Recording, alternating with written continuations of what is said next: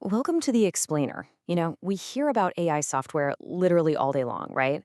The chatbots, the image generators, the algorithms that are basically running our lives. But what we rarely talk about is the massive physical toll this boom is taking on our actual internet infrastructure. Right now, we are pushing the absolute physical limits of glass, copper, and hardware just to keep artificial intelligence alive. 18 months. Let that number sink in for a second, because it should genuinely shock anyone working in the tech industry today. The AI boom is draining the global tech supply chain so aggressively that if you want to order standard optical networking equipment today, you're looking at a wait time of up to a year and a half. This insatiable AI demand is just squeezing the hardware market entirely dry, very much like how it's driving up the cost of memory chips in your everyday smartphones. Which brings us to Section 1, AI's massive physical footprint. The sheer scale of AI is drastically changing the actual geographic map of the internet. Think about the old model for a second. Standard data centers were almost always built in dense urban hubs, places like Silicon Valley or Northern Virginia. But AI data centers? They require such colossal power grids and massive amounts of water for cooling that they're practically being forced out into rural areas. We're talking about places like Iowa, Nebraska, or farm towns hundreds of kilometers outside major cities. Now, this geographic shift creates a pretty massive connectivity bottleneck, which leads us to a crucial industry term you need to know: scale across. Because these new rural data centers are so isolated, they have to pool their resources. They are essentially sharing computer memory over massive long distances just to process these huge AI workloads. And doing that pushes terabits upon terabits of bandwidth across entire regional areas. So, how do we handle that kind of data? Let's get into Section 2, rethinking network hardware. To solve this bandwidth bottleneck, and honestly, to bypass that awful 18-month supply chain nightmare we talked about, the industry is heavily shifting toward what's called the thin transponder. Instead of building an optical networking system as one giant, permanent, clunky box, the transceiver is removed completely. It's delivered as a separate, flexible little module. The industry calls this a pluggable. Think about it. The old integrated transponders basically locked you into a single vendor. If they ran out of parts, well, you were stuck waiting. But this pluggable model creates what they call optical freedom. You can buy the main chassis from one company and then plug in optical modules from completely different vendors. It secures the supply chain, it significantly lowers costs, and it unlocks incredibly high density. And by density, I mean 25.6 terabits of data capacity. By using these pluggables with 800 gig optics, engineers can now cram all of that capacity into a physical space barely taller than a hardback book. It is just a staggering amount of data in such a tiny footprint. But of course, engineers want to push it even further. We started off with traditional copper cables, which unfortunately lose a lot of power over distance. Right now, we're solidly in the era of optical pluggables, bringing glass fiber right up to the server rack. But the ultimate goal? Step 3. Co-packaged optics. This is where they bypass those heavy pluggables entirely and connect the optical fiber directly onto the silicon computer chip itself, using ultra-low power micro-LEDs. It's wild stuff.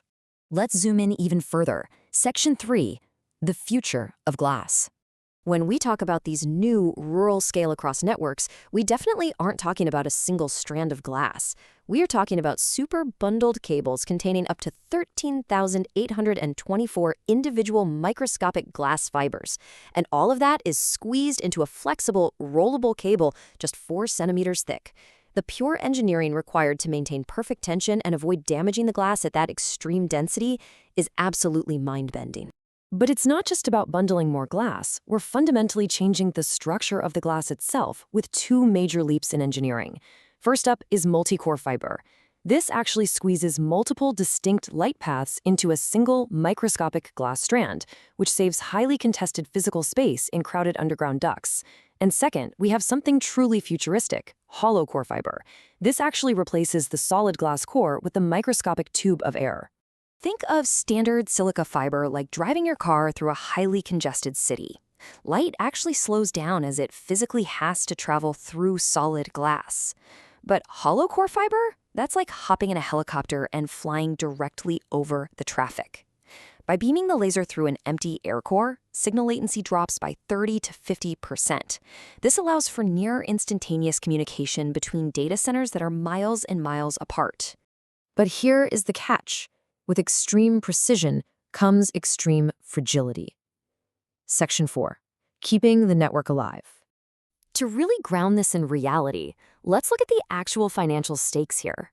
A single massive AI facility might house 100,000 of these transceivers. If just 1 to 2% of those modules fail, which happens, hunting down and replacing those intermittent faults can result in a $20 million annual repair bill. And honestly, here is the ultimate irony of this whole infrastructure. We have cutting-edge artificial intelligence, micro-LEDs, hollow-core lasers, and yet 80% of all network outages are caused by a microscopic speck of dust. Literally. The world's most advanced, multi-billion-dollar network can be completely taken offline simply because a single piece of glass wasn't perfectly clean. Because of this, technicians have to follow incredibly strict deployment protocols. Step 1 is always to inspect the microscopic core with a specialized probe. You never blindly clean it first. Why? Well, if you wipe a perfectly clean fiber, you might accidentally rub a speck of static dust right onto the core, ruining it. So you inspect it, you clean it only if absolutely necessary, and then you heavily test the signal before plugging it in. Now, the big plot twist. The solution to managing this incredibly fragile AI-strained network is using more AI. Network operators are deploying AI software to act as an automated assistant. This AI can continuously monitor the optical glass, predict a fiber degradation before it ever causes an outage, and isolate a fault in just 2 hours instead of several days. It even dynamically routes traffic around the problem, so the end user never notices a thing. At the end of the day, software has no physical limits, right? You can just keep writing code and demanding more and more processing power. But as that software growth remains completely limitless, how long can our physical glass, hardware, and power grids continue to keep up before something fundamentally breaks? The physical race to support AI is really just getting started. Thanks so much for joining me on this explainer. I hope you found this deep dive into our network's physical reality as fascinating as I did.